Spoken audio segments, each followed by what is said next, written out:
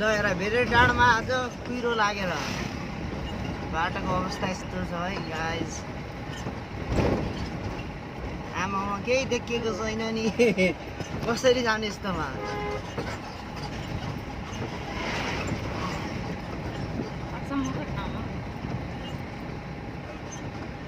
तपाईँहरूको गाउँतिर कस्तो छ? यहाँ यी भेडे डाँडामा त यस्तो छ अवस्था।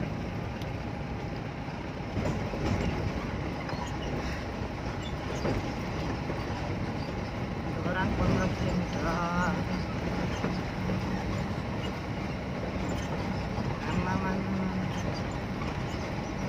देख्यौ के उड्दैछ हेर त, बादल उड्दैछ होइन सानी? ए धुवा उडेको?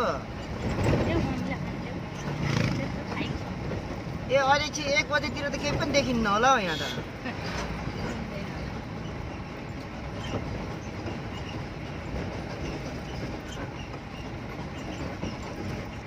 भेडे टाढबाट झरियो तल धरान जाने बाटोमा।